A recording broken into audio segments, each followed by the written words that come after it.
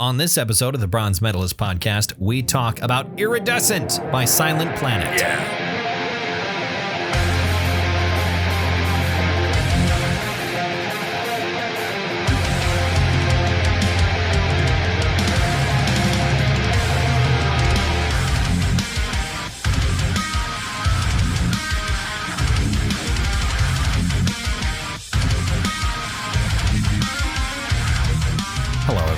Welcome to another episode of the Bronze Medalist podcast. I'm Cam. I'm OJ. We're two professional broadcasters. We like metal, and we like to talk about it. And today we're talking about Iridescent by Silent Planet, a metalcore band from California. So do you like this band like a lot at all, or no? Nope. I've never listened to them before. That's why you had that. You have the hat, the hoodie. This is a Wonder Years hoodie. I see, it's the Wonder Years hoodie. My Silent Planet hoodie is hung up in a place of honor in my bedroom. Right, because it's been worn down from having been worn so much. The torso of it is perfectly intact. It's the sleeves that are in tatters. Sure.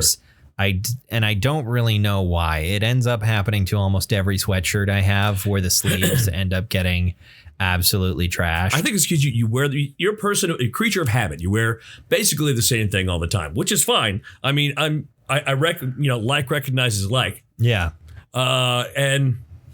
Yeah, I know how that happens. Yeah, for me, it's elbows.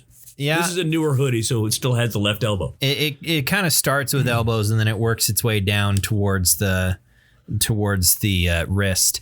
I don't know if it's because I often like bunch up the sleeves and I don't roll them up. I just bunch them up, and I don't know if certain kinds of fabric, if that introduces some weakness, or you just have bony arms. I mean, that could be. I have skinny, unmuscular arms. Mm-hmm. I'm built like a fantasy troll, in the sense that I got a squishy body and gangly arms, like a classic fantasy troll or ogre or a very large goblin. You know when they draw a goblin, a comically oafish goblin. That's exactly what my body is. Yeah. Yeah, tiny arms and then this weird, flabby, teardrop-shaped middle. Yes.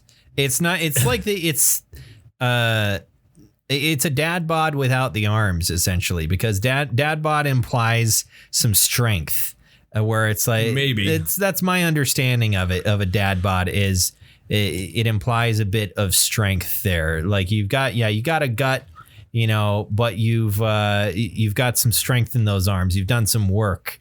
You've built a little bit of muscle from all the yard work and stuff. That's my understanding of the idealized dad bod, not literally a reality dad bod. Yeah, because I've been somebody's dad for almost 27 years. Yes, and I still look like this. This is what I'm talking about. What the internet calls a dad bod. Sure, not just a dad's body. What the internet would call a dad bod. Right. Which is a more specific kind of thing that a lot of dads, I think, do have. I think most of my life, my dad, I would describe him as having had a dad bod. Sure. Very strong arms, but definitely a beer gut going on. Your dad actually did work for a living, though. I mean, the stuff he did was kind of work. I mean, depending upon the period of his life. Yeah. Mm-hmm. He worked a desk job for most of my childhood, as I understood. Sure. He was in the control room, and then it was a shift supervisor. So not a lot of manual labor involved there. But earlier in his career, there was more manual stuff going on. Although when you say every time you've described what your dad did for a living while you were a kid and growing up and whatnot, you know exactly what I picture, right? You picture Homer Simpson. Exactly what I picture. Wrong kind of power plant, but that's what it is. I like to think my dad was slightly more competent at his job than Homer. Well, certainly, yeah. But then again, Homer's obviously not bad at his job, because he's only gotten fired a couple of times, I think, and that was usually because of like bullshit. But don't you remember, it's the plot of the episode? It's implied in the 32nd season that his father, the Gray Fox, is the one who. Fucking Simpsons lore is too much. It's too much for me. Yeah. I know that Abraham Simpson, there was an episode that I saw it was a Christmas episode about how Abe and Mr. Burns fought in the war together. Right. And they like hate each other or something. And then, of course, early, like season 2 or 3 of The Simpsons or whatever with talking about Maggie. The reason why like Mr. Burns keeps Homer there as like a punishment, essentially, for quitting his job and then having to come crawling back. And so Mr. Burns was like, but you're going to be doing this forever. So he can't fire him. Right. Because it's too much fun to watch Homer be miserable, even though he's not really miserable. No.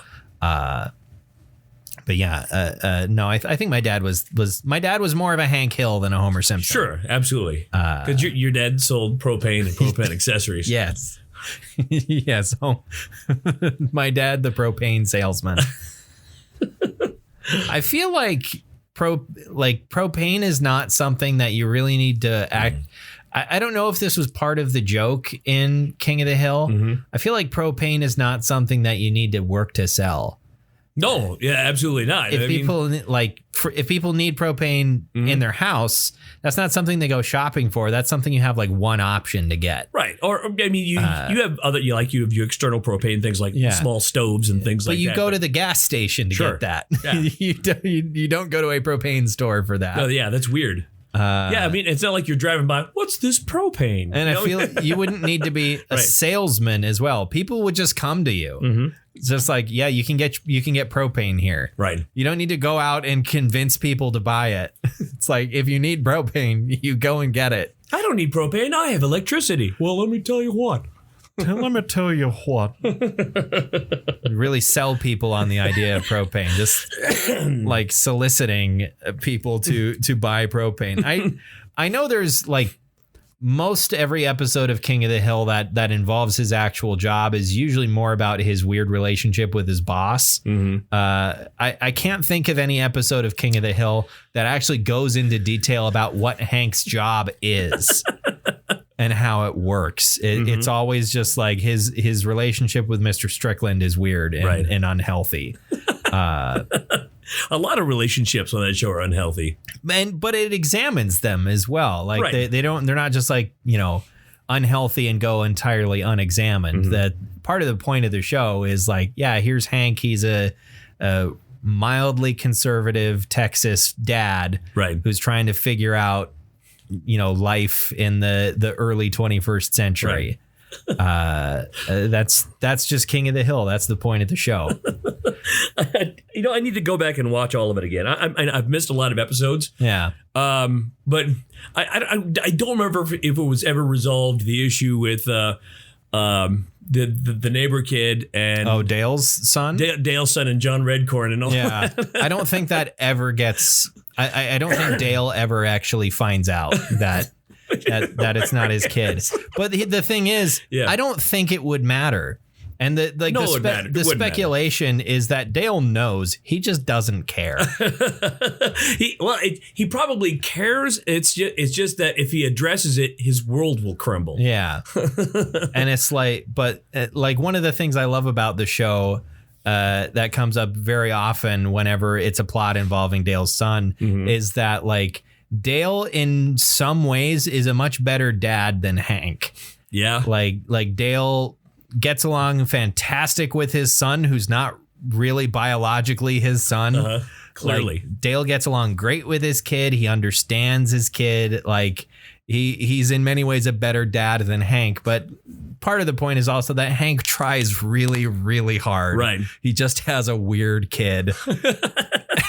Well, because the apple doesn't fall far from the tree. Yeah, I mean, Hank's kind of a weird dude, but like Bobby is pretty weird. And I feel like I haven't watched a ton of King of the Hill in my life, but I feel like I should absolutely watch more, because it's kind of like, other than Bobby being essentially an only child, like his cousin is around a lot, but it's not his sister, it's his cousin. Outside of Bobby essentially being an only child, I feel like that's pretty the The Bobby Hank dynamic, I feel like, is pretty appropriate for my childhood because I was a fucking weird kid.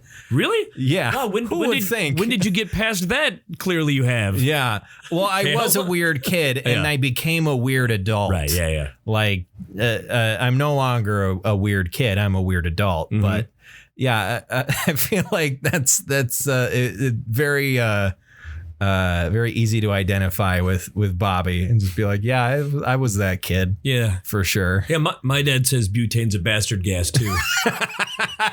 Butane's a bastard gas. Yeah. But yeah, we both been playing Elden Ring a lot. Yep. Indeed. I've been kind of playing catch up, and so far my PC is not there. There are probably once every half hour or so some really jarring frame issues, and then it'll be mostly smooth for a while.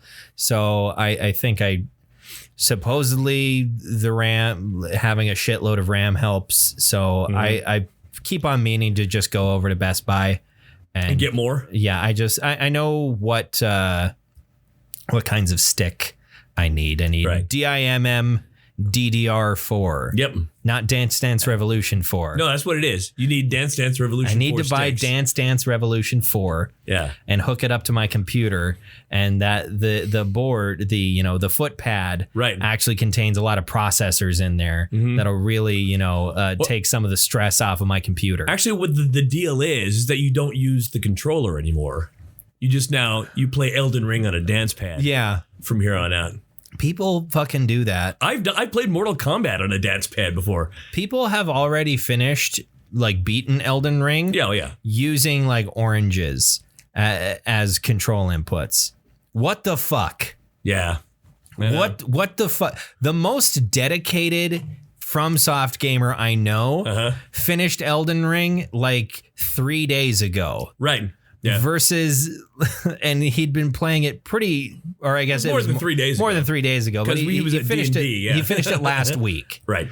And he's been playing it pretty obsessively, and I consider him to be pretty good at those games. And there are people who are so fucking good that they're just like, yeah, I need to play it on oranges for it to be any kind of challenge. Bored with it. Yeah.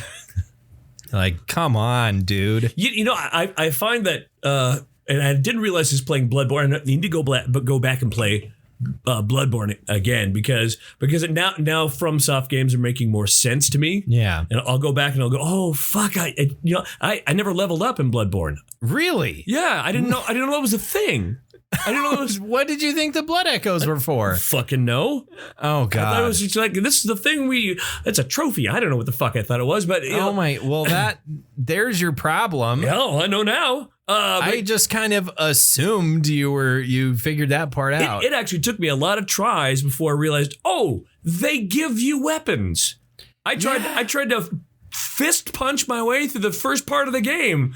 I'm like, God, this is really hard. They said this game is hard. Yeah, this is really hard. You just go to the dream and you talk to the guy in the wheelchair. Well, you go to the dream. You had done that, but had you not equipped them or something? No, okay. I didn't know there was a guy in a wheelchair. Oh, what happened is that you know how they had the messages on the floor? Yeah.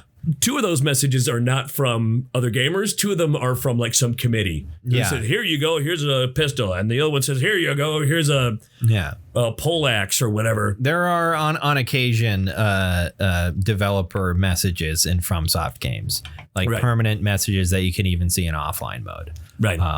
Which I think is what that is. And, they're giving you, here's weapons. And then I eventually, after, 1,000 hours of playing the game, I found the guy in the library in the Hunter's Dream. Like, where the fuck was this one? It was just up the hill. You have to go up the hill. I guess, Go up the hill and into the building. Yeah, right. Okay. Explore. See, I'm so used to games holding my hand and saying, come on, come here. Oh, look, you have a compass, and there's a marker on your compass telling you where you need to go. Go over there. Go do the quest. Go beat the Draugr in the cave. Now you need to go back and play Morrowind. Now that you're used to RPGs that don't hold your hand, because that's fucking Morrowind. Is it really? Yeah, Morrowind is just it's imagine Skyrim but with no quest markers and an inscrutable map. Really? Morrowind, basically you get the quest, and I think you have a journal where the quest is, but the text in the journal is, doesn't match the dialogue that was spoken to you. Sure. And sometimes that's important. I know They'll just be like, go to this cave over there, and you have to go find the cave. I know that in this game, there's already several quests that I've accepted and I have forgotten about. Oh, I wouldn't be too upset about missing out on quests in FromSoft games. Not necessarily because they are so inscrutable. It's one of those things where you have to be really obsessive and like look at your map. And if you've explored widely enough, like, if you will see next to like sites of grace, there will be a little character thing, like in the Church of Ella. If you look at the map, there's always that little character thing that says the salesman or Merchant Kale's there, right? Or Merchant Kale, yeah. If you don't pronounce the E correctly, I still call him Santa, but I mean, yeah, he looks like Kale. Santa. But yeah, so if you're curious, like if you've discovered sites of grace, and a character moves there as part of their quest, they will show up there. So that is helpful. Like I didn't know that the guy who used to be a bush was gonna end up in I didn't know where I'm gonna go to the cave by the sea. I'm like, where's the sea? Where's this cave? What are you talking about? And then I accidentally I walk in there. Ooh, demi-humans or whatever the hell these things are. Yeah. Oh shit, that's the guy that was there the bush. He is. There's a lot of stuff like that. If I'm really committed to doing a quest, I just look it up. I just look up how to do it, because I don't have the patience to check every single site of grace where they may possibly have gone to. And there is in the dialogue so far, indicate, like with Alexander, he keeps on telling you, like, I'm going to the east to the Caelid Wilds to fight in the grand tournament at Redmane Castle. And so you're like, oh, well, I bet he's going next time I talk to him, he's going to be further east and towards Caelid. And there's a cave that you find, and oh, hey, there's Alexander. So it seems a door like there. It usually seems like it works like that in Elden Ring. Is characters will tell you where they're going to go, right, and then you can find them. My problem is that often stressful moments cause me not to make memories. So if the game is nothing but stressful moments. It's all this fucking thing. It's just stressful moments, and then somebody, there was a girl that told me to do a thing, and I don't remember what it was, and then like a day later, I've completely forgotten who she is, and I know it's gonna happen because it's happened in a lot of other games where I've just showed up at a place like, you're here. It's like, yeah. I am. I totally remembered. Have you talked to Roderica in the roundtable hold to get her to the point where she can upgrade your spirit ashes? Not yet. No. Yeah. Literally all you have to do is talk to her, then go talk to Master Hugh, then go talk to her again. Oh, and then go talk to Master Hugh. Okay. Like you basically just go back and forth, and if it hasn't progressed, just leave Roundtable Hold and come back. I mean, I just recently went back to Roundtable Hold and went, oh, his door's open. Oh yeah. Like, oh shit, okay. I'm going to talk to him. Oh, and he's kind of pissed at me for talking to him. I guess I'll leave then. I mean, that's how Hugh literally always is. Sure. Is he, or are you talking about Ofnir? Oh, maybe I'm talking about Ofnir. Yeah. In the office behind the desk. Yeah. Gideon Ofnir, the all-knowing. God, that narrator's he's so close to climax in that opening cinematic. He's so close to it. Sorry. But yeah, Ofnir's never... I think once you get your first great rune, like once you kill your first demigod, right, he probably is slightly less of an asshole to you. Who's your first demigod? That's kind of up to you. For most people, it's Godric, because you get pointed at Stormvale and say, go up there. And so people will go all the way through Stormvale until they hit Godric. And it's usually the first one they kill. But technically, you can do them in any order. And I think you only, to like progress to the end of the game, I think you only need to do 2. Really? But like major side quests will usually point you at more of them. More demigods. Like the main side quest that I'm going to be pursuing because I want the end reward, which is the the Darkmoon Greatsword. That one is going to point me at Radon, which is a quest a lot of people do anyway, because you meet Alexander and he's this charming jar filled with bodies. Right. Alexander's the weirdest character because he's so nice and like affable and charming, but he is a clay pot with arms and legs that's filled with decaying bodies. Right. He's kind of a murderous son of a bitch. Well, he wants to fight. Exactly. He's a warrior. He's a warrior and jar. all the other pots you meet in the game, you got to kill them. Yeah. But Alexander's nice. Not Alexander. He's cool. You literally kick his ass the first time you meet him. Well, because he's stuck. Right. He jumped down. He's too heavy, and he got stuck in the ground. And it's not the last time that happens. Exactly. Yeah. Well, when you're so big and heavy, and full of human remains. Yeah. You're heavy. He's a heavy boy. A giant pot full of blood and arms. Look, he's going to weigh a lot. He didn't choose to be filled with dead bodies and animated. Right. That it's just something that happened to him, and he's living his best life. Exactly. Afterwards. He was faced with that Pinocchio dilemma, and now he's full of guts and blood, and he just decided, you know what? I'm going to make the best of it. I'm going to live my best life, and I'm going to kick some ass. Exactly. Because why not? I'm in the lands between, and there's a lot of ass to be kicked. Mm-hmm. And more power to him. That reminds me, my youngest son, he found this quarter at school, and he says, "Look at this quarter." I said, "Okay, it's cool. It's a nice shiny quarter." He said, "When do you think this is from?" And I said, "I don't know, 2019, 2020." Mm-hmm. I said, "No, this is from 1992. Whoa, so old. Yeah, and I know that's 30 years, but I mean, it was still very shiny for being a 30-year-old quarter. I mean, shiny for being that old. Not just something that was locked into a case, but he said, "You would think it would be more tarnished." And I said, "Yeah, you would think it would be roaming the lands between."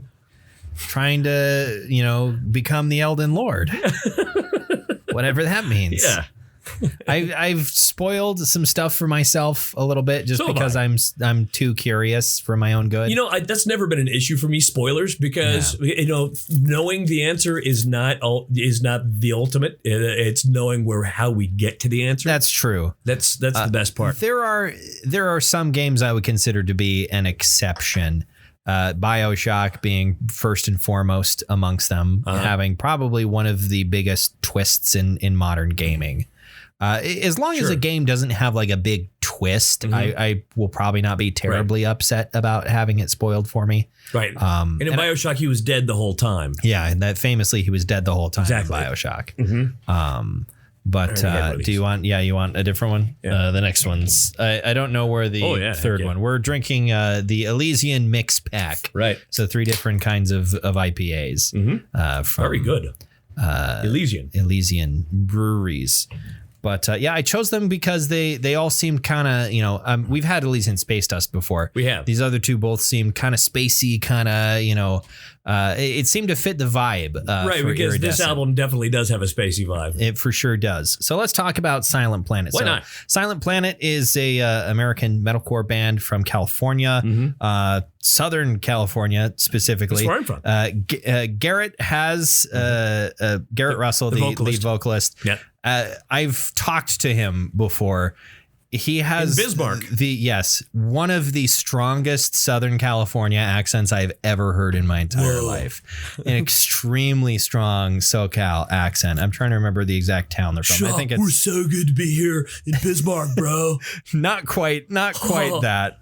The accent is there. The vernacular is a bit more eloquent. Right. But I'm trying to remember the exact town that they're from. Give me a second to look it up. Let's see. They're from Azusa, California. Sure, yes. Is that in the LA area, or is that where is that in California? I feel like that's a bit north of LA. San Gabriel, at the foot of the San Gabriel Mountains, in the San Gabriel. Yeah. It is 20 miles east of downtown LA. Oh, east. It's east, right? So it's up in the mountains, right? It's it's the Fire Lord's sister. It's where she's from. What? Oh, God damn it. It took me a second. Azula. Yeah, sorry. It took me to switch a second to switch out of Elden Ring and into Avatar. Right? Yeah, I'm from north. I am from north of LA. It's where you were born. It's where I was born. I was born here. I was born here. Looks like you're gonna die here. You know, I haven't been back to Simi Valley in a long time. Well, why don't you do that? Because they don't give a shit. Nah. Well, that's a good a reason as any not to do something. There's nothing for me there. I know nobody who lives there. There's no connections. I know. I go back to my old neighborhood and go, well, none of this is the same. None of these are the same people. Doesn't matter. None of this matters. So the band is made up of Garrett Russell, who's the vocalist, and since 2020 also been playing guitar for them as well. Like a third guitarist? Second guitarist. They've for the most part been I think since, let me take a look at their chart here on Wikipedia. They have had a single guitarist since 2016. It looks like they had only one guitarist until Garrett filled in, and I don't know exactly how much, but I think listening to this album, it's fairly clear that there's only one guitarist. They don't do a lot of like layering where there bands that have one guitarist will do rhythm and leads. And I always feel like that leads would not fit this very well. It doesn't. And like other Silent Planet work, when they had two guitarists, did have leads. And I think their style is shift to a single guitarist style. But like there are bands that have one guitarist that will track rhythm guitar and lead guitar. And on one hand, it's a recording, whatever, but it's like, what do you do at live shows? Do you just have rhythm on a backing track? Just the bass. Or you just go with the bass? And I feel like you lose something there. Sure. If you play it loud enough, it's fine. That's true. That is a good point. But it's fairly apparent listening to this that it's a single guitar band because there's not really a lot of leads. No.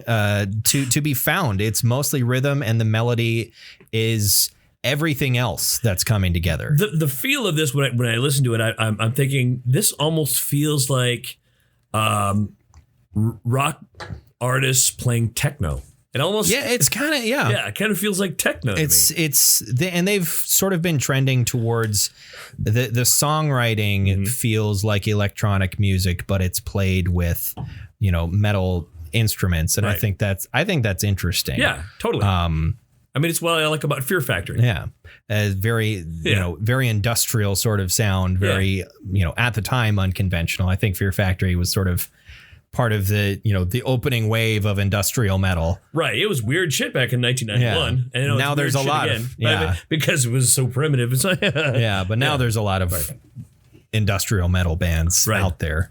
But other members of the band that have been around since actually Garrett is the only founding member of the band left. Really? But since their first album, we have let's see, that's Alex Camarera on the drums, and then also since their first album, it looks like Mitchell Stark on guitar. Tony's little brother. Yeah, Tony's little brother. And on bass, we have Alex Freckleton, I believe. Thomas Freckleton. There we go. On bass. That's a great name. And keyboards. Freckleton. Yes. And everyone except for Alex has also started to contribute clean vocals as well. Garrett has started doing some clean vocals as well, and also has started doing, pitched screams are so... or like kind of melodic screams, are so hot right now. Yeah. A lot of bands are doing them, and I think I think it was kind of like a no-brainer for Silent Planet to start doing them. It really fits their sort of style, I think, and it also provides some of the best moments on the album when he does those sort of melodic screams. There's some death metal vocals on this too. Oh yeah, that's the other thing, is that Garrett's screams have gotten sort of deeper with time. He's sort of pushed himself into a lower register, and I think pack of camels a day. Yeah, I think there is more. There's more resources available as far as like lessons when it comes to doing those sorts of vocals. Right. There are actual teachers for that. There are teachers for that. And, that wasn't a thing a decade ago. But like I think those kinds of vocals have become somewhat more sustainable and more healthier in a sense, because if you listen to Garrett's vocals on their first EP that they ever released, it sounds wildly different. And also, I think he would probably say that the technique was not there whatsoever. Right. By the end of recording, he was tasting a lot of blood. Yeah. So I think his, primary goal seems to have been, producing vocals that are sustainable, right? As part of a touring metalcore band, which means you're going to have to tour a lot because there's not a lot of money in it. So you're going to have to do a lot of work, and it's going to put a lot of stress on your vocal cords. So do what is most sustainable. I think is probably the best way to go with that. But this album, it's odd because I really like this, but it also hasn't held on to me quite as tightly as their previous work has. I really liked their first album. I didn't listen to it right when it came out, but I had been listening to it for a while before, for a couple months. And then I found out they were doing a surprise show in Bismarck. This was back in 2015, I think. Back when you were 19? No, it was 2014. It was 2014. You're 18 years old. Yes, it was the summer after my senior year of high school. It was the first metal concert I ever went to. Really? I don't know. It was not really a concert, a show, I guess. Right. It was a tiny room behind one of the record stores in Bismarck. It was like the first metal show that I ever, or punk. It was mostly a punk show. And metalcore, I get, some people would scream at me and say metalcore's punk, but whatever. In any case, it was the first show like that I had ever gone to, because this was also a week before I would go to Warped Tour. Right. So this was, a very busy, 7-8 day period in my music life at that point. I feel like anybody who's upset by that distinction has really no grounds for that after Motorhead's second album. So, yeah. Well, and that was 42 years ago. So. Yeah. Motorhead's been, they were there's probably someone else that technically fused punk and metal before Motorhead, but they've got to be the first. Yeah, not like that. I mean, because there was actually a big fucking issue in the 70s. Yeah. The metalheads and the punks, they hated each other, even though they were essentially the same people. Yeah, but I mean, why? I've never understood that beef. I think the beef was that it was, I'm the scum of society. Everybody hates me. I'm the bad guy. No, we're the scum of society. Yeah. Everybody hates us. Fuck you. You're a liar. You're fakes. No. And then Motorhead came along and everybody's like, hey, this is a great punk band. They're not punk. They're metal. No, they're not metal. They're punk. And then everybody went to the show and the guy with the Liberty spikes standing next to the guy with the leather jacket and the mutton chops. And the mutton chops is like, this is fucking awesome. You know what? Maybe we can get along. Oh, are we about to hug? Did we just become best friends? Yup. Want to go do karate in the garage? Yup. Straight up Step Brothers moment. We have so much more room for activities. Did you touch my drums? I love that movie. I rub my nutsack on your drums. Oh, God. Step Brothers is a great movie. I gotta say, Will Ferrell movies are just such hit and miss. Sure. When they hit, they really hit. When they miss, they really miss. I don't know if there has really been a one that has hit since Step Brothers. Yeah, no, you're pretty close to right on that. I can't. I think the other guys came out after Step Brothers. Yeah, that was good. I liked the other guys. Mm-hmm. But yeah, since then, they're not really many hits on the Will Ferrell train. I remember when they announced Anchorman 2, I'm like, oh, guys, you don't need to do this. Please don't. You don't need to do this. Anyway, Anchorman 2 wasn't awful, but it wasn't good. It wasn't rewatchable. But yeah, Silent Planet. Do you have some thoughts? Because I know in the past you've not necessarily been as keen on Silent Planet as I have. I'm not. It's not my kind of thing. In fact, metalcore is often.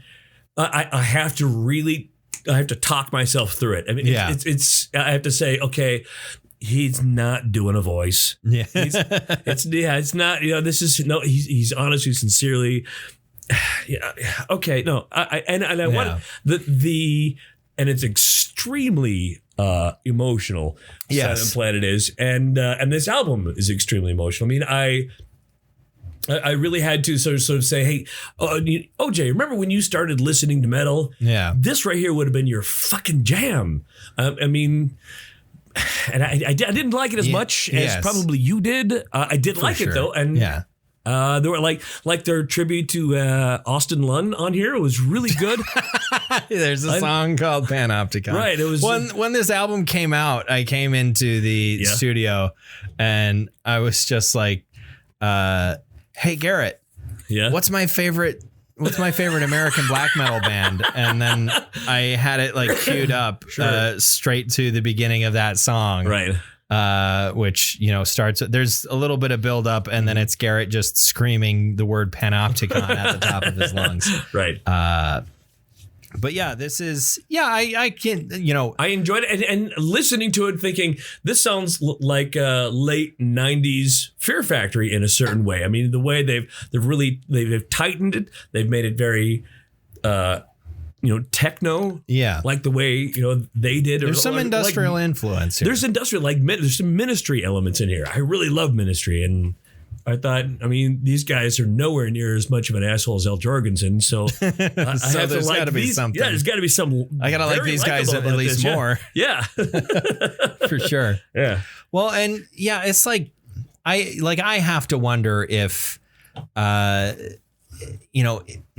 if I hadn't come across Silent Planet when I was 19, right, would this new album appeal to me now? Yeah. I don't know. Mm-hmm. I really don't know, but I have such a connection with this music, that I started listening to back then.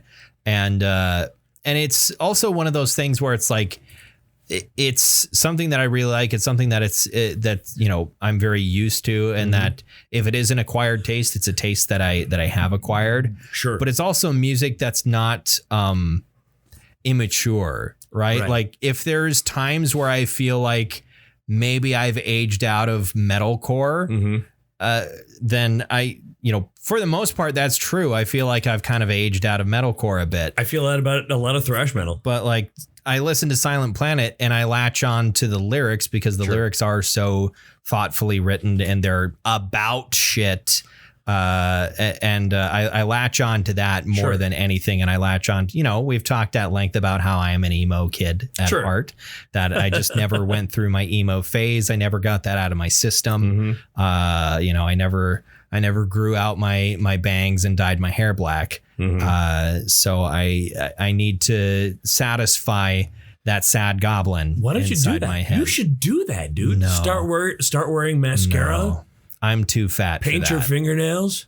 I'm not only would I, get obviously some very weird looks at work. I'm also, as I said, too fat for that. Start shopping at Hot Topic. I feel like unless you have a lot of self-confidence, that look really does not work for heavier guys. It would look, and that's you're also younger. Yeah. I think a younger goth can be overweight, but but an older goth, like if you're in your 20s or over, or your middle 20s and after, it just no. It's also the reason why I've never really grown my hair out. Like I feel like if I lost about 50 pounds and put on some muscle, like muscular guys, maybe it's just growing up, seeing commercials with fucking Fabio and shit. And even now, like, fantasy media, you've got fucking Henry Cavill as like Geralt, You saw me with hair, right? You were 90 pounds soaking wet in that picture. I was over 100 pounds. Okay. You were 101 pounds. Yeah. I've lost weight in the last few months, though. I've lost 26 pounds. You are looking more trim. No, I'm looking trim. I'm looking more sallow. That's what I'm looking. That's what I'm more looking. sickly. Yeah. But yeah, I think if I were to grow my hair out longer, I would. it would look best if I dropped some weight and gained some muscle. I think that's... Dude, let me put this out there right now. If you decide that at some point you want to join a gym, I will join that fucking gym with you. I will go to the gym with you. If you say, hey, I feel like feeling better, like physically, like also feel better, like aesthetically. Yes. I'm right there with you. I have the same motivation that you have. So I think there's maybe some potential hernias I got to take care of before I really invest too much time into physical fitness. I feel like that could end up in some spots that wouldn't be very fun. I think some of my internal organs are trying to break through my ribs. That would be bad if they accomplished that goal. Right. Yeah. We don't want that to happen. So I think before we join a gym, I'm probably going to have to see a couple of doctors. Yes. Perhaps. So do you think this album slaps? It does. It does slap. Yeah. I thought it was kind of interesting, though, because, and this is not necessarily new for them, because since their second EP, which came out not too long before their first album, and included a couple songs on their first album, they've mixed in a lot of post-rock into their sound. Which it works. It really does. I mean, I adore post-rock and I adore this band, so it's two flavors that I really enjoy together. Chocolate and peanut butter right there. That's exactly what it is. Speaking of chocolate and peanut butter, I had a bag of Reese's eggs. Yeah. I no longer have a bag of Reese's eggs. That's what happens when you have Reese's. Have you ever put any in the freezer? Inside. Yeah. Oh, I didn't put them in the freezer. I put them in the fridge. Put them in the freezer. I ought to have put them in the freezer, but it's not Easter yet. You can still. I know. I can still. I know I can. I don't think I should. But should you? I know. Do you realize that all of us in just a handful of years are going to be dead? That is true. And then sometime after that, on your deathbed, if you live to 100 years, you're going to think, I didn't eat enough Reese's eggs. And you're going to call them Reese's eggs, too. Because I'm going to be really old. Really old and senile. And yeah, I'm not going to remember what they were called. Yeah. Reese's isn't going to be around Doesn't anymore. matter. No, it won't. No, neither will it. They will have perished in the third fast food war. Yeah, and then the nuclear holocaust. I don't know why I consider Reese's fast food. Yeah. Well, by that point, at Taco Bell. By that point, they had become you could go to the Reese's restaurant. Exactly. You can get a fried Reese's. Yum! With a set of Reese's fries. Oh, God. Well, these are kind of salty, but I'll eat them. That's disgusting. But yeah, there's a couple moments. They always include at least one sort of ambient track that was liminal on this that sort of brought back sort of a short reprise of some melodies, parenthetically and liminal riffs from beautiful song. The song Terminal as well. There's a lot of this song is also again another one of those albums that have been mining for a character inspiration for Dungeons and Dragons and stuff, because there's a lot of I always I have, unless I go full comedy, I tend to make characters who have some emotional problems that they're dealing with, and so Silent Planet almost always has at least a couple of songs from some of their albums, if not multiple, in those playlists that I make for D&D characters, because they're always really sad. Because again, emo kid that never got it out of a system. That's me. And you may never. I may never. I honestly hope I don't, because it's led me to pursue a lot of music that I find very gratifying and very cathartic. So I've been the same way. I was an emo kid who wasn't an emo kid, and then because it was before that was a thing. Way before that was a thing, and then I think one day, I don't remember when it was, but I think I looked behind the curtain, and you saw your inner self. Yeah, and I realized, oh, okay, yeah, okay. Just remember, don't kill people. If we listen to this music, we won't do that. Exactly. Oh, here it's loud. It'll drain that emotion. Get that out. Here you go. Oh, what's this? It's Slayer. Do something productive with those bad feelings. No, don't. Make sure you remind your mom and dad you're not a Satanist. It's just music. It's just music. And you are Satan. Oh, Jesus. Yeah. Jesus got nothing to do with it. Man. Yeah, no, it's, and that was that feeling for me was important as a teenager and Sure. going into college and whatnot, having some sort of outlet, even if it wasn't really a creative outlet. It's still a creative outlet. Well, I wasn't contributing anything. But you think about it, you were. I mean, in order for this to speak to you, it had to be vibrating your creative mind. Otherwise, it would make no sense. That's true. That's true.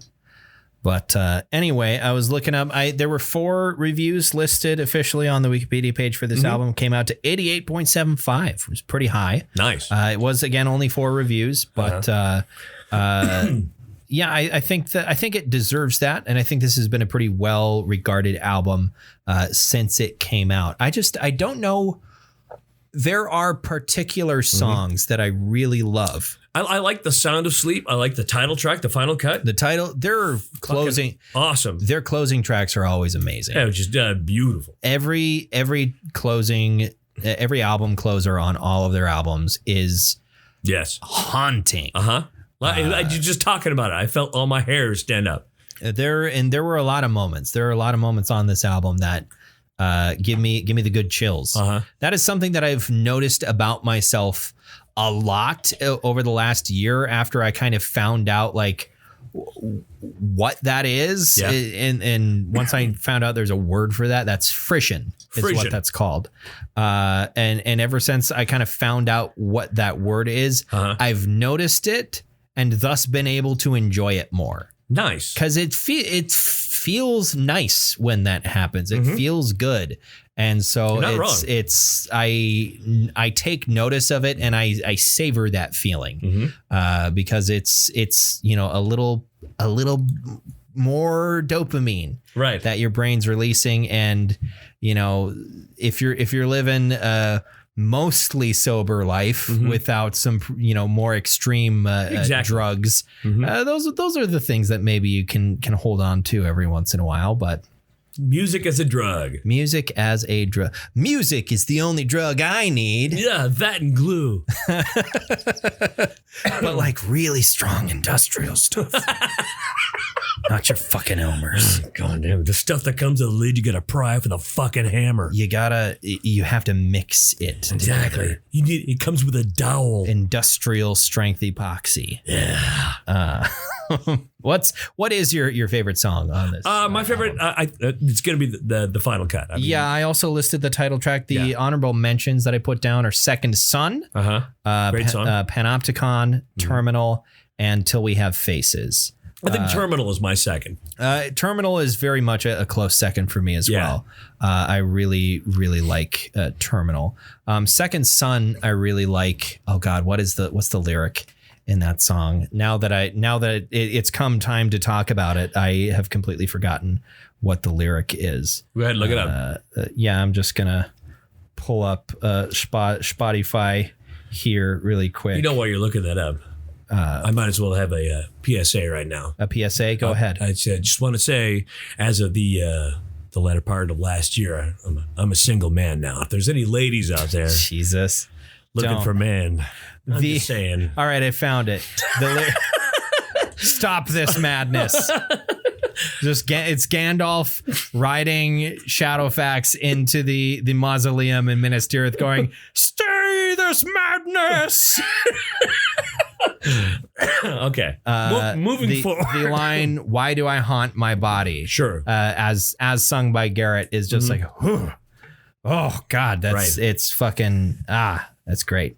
Panopticon is really good just because there's a lot of, it's so heavy. It is very heavy. Very heavy song. Terminal is great. Until We Have Faces, again, is that like melodic scream that Garrett has started doing, which is something that I hope, like, there are so many albums that I listen to because I don't go to a lot of live shows. Right. So there's so many albums that I listen to where I go like, I really hope this is something they can do live. And can he do it live? You don't know. I don't know because I haven't seen them perform any of the songs on this album because it's a very new album. The line on Till We Have Faces that I really like is "There's no antidote for time." Right. It's not the most it's not the deepest cut to the idea that time's inevitable or whatever, but it's a way of putting that is fresh to me, right? That I stuck with me, along with the melody that it's sung with and the keyboards going off in the background of that. Something that bothered me a little bit on this album is that how, because they have the keyboard in the background, right? I feel like it's buried too deep in the mix. I feel like the melody in general, if it's not coming from the vocals, it's buried too deep. I wish it was brought just a bit higher, not too much higher, just a little bit. Maybe they're too wrapped in the fact that they're a metalcore band. Maybe you need to realize that you guys are kind of a melodic metalcore situation. I don't think that's the case. The case? I think it might be a first time production thing because the album was it was mostly self-produced, I think. Sure. By Mitchell Stark, I think was partially the producer on this. The engineer and everything, or I am not entirely sure. Let me look at the album page here. Let's see. It was Mitchell Stark and a guy named Drew Fulk. Okay. Previous albums of theirs, I think the last two previous albums were produced by Will Putney from Fit for an Autopsy. Exactly. So I don't know when they were recording this. I don't know if it was just not feasible for them to go see, their producer of choice because they're a California band. Will Putney's in New Jersey. I don't know if it was just we live in a digital world, so I don't know why that would be an issue. Well, you're still not able to record through the Gucci shit that I'm sure Will has personally in his studio. Sure. Which is, obviously, yes, there are very high quality digital recordings available, but a lot of artists still prefer to do stuff on analog machines at the very least. Even if it is recorded direct into Pro Tools or what have you, it's still going through 5 different analog machines before it hits that converter. My first album was recorded on Mylar. Yeah, I mean that's great. That's the thing. Like there are a lot of producers that hey, I have a tape machine. If you wanted to, and there are ways where you can record into a tape machine and then put it in Pro Tools to be edited and then put it back on. There are ways around the difficulty of editing an album on tape. Right. With your razor blade and your Scotch tape. Yes. But yeah, I think that was maybe a first time production thing because I need to go back and listen to with that in mind at the forefront of my mind. If I were to go back and listen to the album preceding this one, whose name escapes me at the moment, I wonder if I would notice a difference with that melody. I'm trying to remember. It was an interview with Les Claypool at one point, and he was When the End Began was the When the End Began album. I remember the interview with him, and he was talking about how. And clear, you look at his face and you go, this is the most stoned person on the planet right now. And you look at him and he says, they give us a lot of money and we basically recorded it on VHS. That sounds like something Les Claypool would say. Yeah. And it probably came out sounding fucking cool. He was talking about the Antipop, which was the album after the Brown album. Okay. Yeah, which is great. I mean, it's Primus. Sure. Of course it's going to be great. None of it's bad. Yeah, it's fucking no. Primus sucks. They will tell you that themselves. They will sell you a bumper sticker that says Primus sucks. Yeah. So what medal are you bestowing upon Iridescent like Mascanada to Chewbacca? Honestly, I did enjoy it. I don't know if I'm going back, so it has to get a silver. Okay. For me. I think before this week, I might have given it a silver. Mm-hmm. I think this week, though, upon further listens of it, it's been elevated to a gold for me. Cool. Especially because like those, my favorite song and the songs that I listed, that's at least half the album. Sure. That I've found I really deeply enjoy. And for me, it's like if I really, really love half of an album, I think I gotta give it a gold. All right. If you and it's not like I really love, then you're there. And it's not like I don't enjoy the other songs that I didn't name. It's just it's Silent Planet. Yeah, it's who would I be if I didn't list Silent Planet as something I truly love. Mm-hmm. But that's where I'm at with this. Cool. Next week, what are you gonna bring? Well, I think we're gonna have to continue moving forward with our let's catch up with shit we didn't talk about sort of series. I'd like to talk about Senjutsu. By whomst? Iron Maiden. All right. The new Iron Maiden album, which I've only listened to part of, and everybody's going like, wow, this is the most mature thing they've ever done, which tells me, when they did stuff and they were in their early 20s, it was great, and it was with the lyrics were great, and the music was great and everything. Yeah. Now they're in their 60s. So I'm wondering if what does a mature heavy metal album made by men in their 60s sound like? I just wonder if they want to go back in a time machine and talk to themselves and go, you don't even fucking know. You don't know what it's going to be like. Yeah. What it's going to fucking be like. Yeah, here's There's going to be 2 goddamn years you can't tour. Right. You can't tour. Right. You just got to, you don't know what it's going to be like, dude. Yeah. Look at me. Look at me right now. Do you know how many times I've had a scope pushed into my anus? You don't even fucking know. Look at me. Look at me. We still tour. Do you know how much my back hurts? I have arthritis in places where I don't have bones. Ninjutsu. What? Senjutsu, not ninjutsu. Senjutsu. The latest Iron Maiden album. Iron Maiden. Iron Maiden. Iron Maiden. I saw Iron Maiden in it. I feel like they really haven't put out a bad album. There have been a couple albums where I didn't go back and listen, but mostly Iron Maiden just solid for over 40 years. Solid work.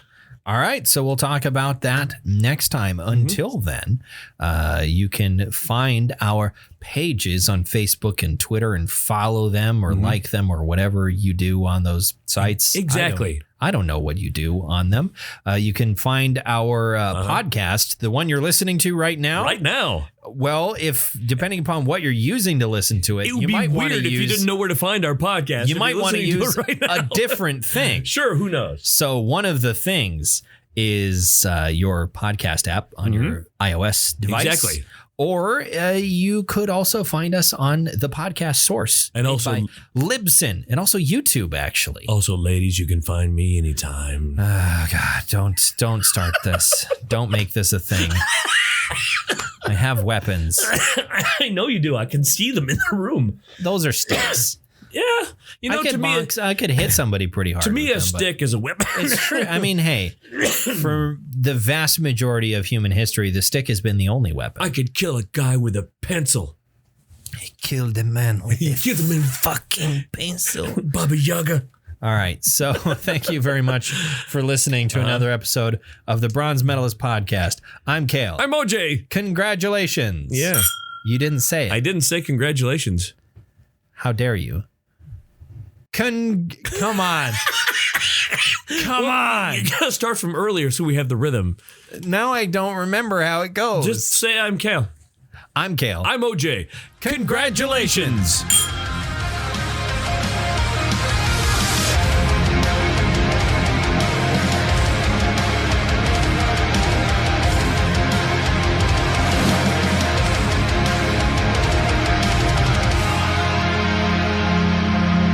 You're not going to edit that, are you? No. I didn't think so. It's going to be the whole thing. All right. That's fine.